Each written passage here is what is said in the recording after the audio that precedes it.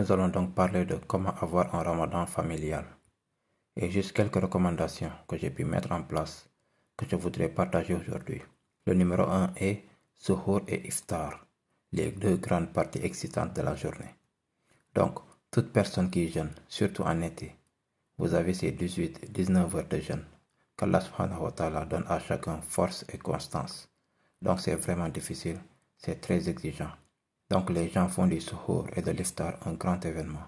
Cela devient très important et à juste titre, car c'est la sunna du prophète sallallahu alayhi wa sallam.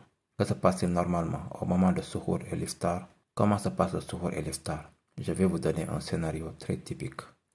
La maman se réveille 30 minutes, 45 minutes ou 1 heure avant le reste de la famille. Et ce que maman fait est qu'elle va dans la cuisine. Elle cuisine et prépare le suhoor pour tout le monde. Et puis tout le monde descend plus tard, 15 minutes avant la fin du suhoor, en se frottant le visage et les yeux, pas totalement réveillés, endormis à moitié. Ils descendent en se traînant. Et juste comme des inconnus, personne ne se regarde, personne ne se parle. Ils sont là juste pour manger ce que maman a préparé pendant 45 minutes dans la cuisine. Chacun mange son suhoor, ne ramasse même pas son plat, ne s'en soucie pas, et en peu de temps, ils retournent dans leur chambre pour simplement faire leurs ablutions, prier juste à côté de leur lit. Comme ça, ils peuvent dire salam, salam, et retourner directement au lit. Cela est le suhoor typique. Iftar, la même chose. Ce qui arrive, c'est que nous essayons toujours de nous occuper. Qu'Allah subhanahu wa ta'ala nous pardonne. Ce n'est vraiment pas la bonne chose à faire pendant le ramadan. Regarder beaucoup de télévision, jouer à beaucoup de jeux vidéo, à essayer juste d'arriver à l'heure de l'iftar d'une manière ou d'une autre. Pendant ce temps, maman est dans la cuisine depuis 2 heures à préparer un iftar gastronomique pour toute la famille. Et encore, nous nous montrons 30 secondes avant l'heure de l'iftar pour nous asseoir, manger, nous gaver de nourriture et retourner à ce que nous faisions. Donc cela est la partie du problème. Nous devons faire le suhoor et l'iftar ensemble. Voici la recommandation. Numéro 1. Préparez-le ensemble, en famille.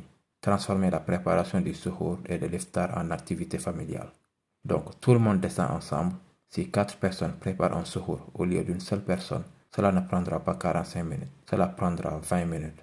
Donc toute la famille doit se réveiller ensemble, descendre, préparer le suhoor ensemble, puis manger le suhoor ensemble, puis nettoyer ensemble après le suhoor également.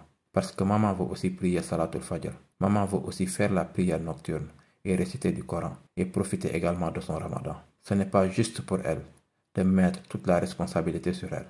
Mais si nous nous préparons ensemble, mangeons ensemble et nettoyons ensemble, nous aurons essentiellement passé 1 heure ensemble, temps familial de qualité ensemble, avoir une conversation ensemble. Peut-être même partager un hadith entre nous, partager une traduction du Coran ou ce que l'on a entendu dans le tafsir de la conférence de la nuit dernière.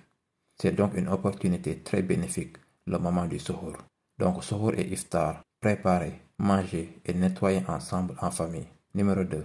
Nous devons prier ensemble en famille tout le temps, mais surtout au mois de Ramadan, spécialement pendant le mois de Ramadan. Donc, chaque fois que nous prions à la maison, au lieu que chacun prie individuellement, réunissez-vous et priez ensemble en famille. Numéro 3. Étudiez un peu le Coran tous les jours, ensemble. Maintenant, au lieu d'avoir par exemple une leçon de tafsir pendant 1 heure qui peut être fatigant, étudiez un peu le Coran. Prenez un verset, lisez la traduction du verset et juste ayez une petite discussion à ce sujet. Étudiez un peu le Coran tous les jours, ensemble, en famille, au mois de Ramadan. Numéro 4. Organisez un concours de mémorisation du Coran au sein de la famille. Choisissez une sourate Yasin, sourate Rahman, sourate Kahf, sourate Mulk, peu importe laquelle vous choisissez. Choisissez une partie du Coran et dites, nous allons organiser un concours de mémorisation du Coran dans la famille. Nous sommes tellement excités par une compétition de Coran à l'école, à la mosquée, dans la communauté, etc. Nous devrions avoir nos propres compétitions de Coran à la maison. Alors, comment faire? Choisissez une sourate. Chacun va essayer de la mémoriser. Celui qui le mémorise en premier et est capable de le réciter sans aucune erreur au reste de la famille remporte le concours. Il recevra une sorte de prix. Chacun va lui acheter des cadeaux, peu importe le cadeau. Mais cela fait que la famille entière fait quelque chose ensemble. Et numéro 5, surtout pour les jeunes couples mariés, en particulier ceux qui ont des enfants plus petits. Tarawih est une sunna recommandée pour les hommes, mais c'est une pratique optionnelle pour les femmes. Néanmoins, nous devons également comprendre qu'en dehors des règlements techniques de la jurisprudence sur le Tarawih, il y a quelque chose de plus important en jeu. Nous parlons de spiritualité, de Ramadan, de notre relation avec Allah. Les femmes ont autant besoin de ces choses que les hommes. Les femmes ont autant besoin de ces choses que les maris. Les mamans ont besoin de spiritualité, de réveil spirituel, de la relation avec Allah, du sens de renouvellement de la foi. Je dirais pas seulement autant que les pères, mais encore plus que les pères, parce que je connais le rôle vital que la mère joue dans la vie de l'enfant et dans son éducation. Je dis toujours aux gens que nous apprenons la foi, nous apprenons à croire grâce à nos mères. Les mères ont un impact énorme sur leurs enfants. Alors nos femmes, nos sœurs et surtout les mères de nos enfants ont également besoin d'expérimenter le Ramadan en améliorant leur relation avec Allah. Pour cette raison, ma recommandation est la suivante.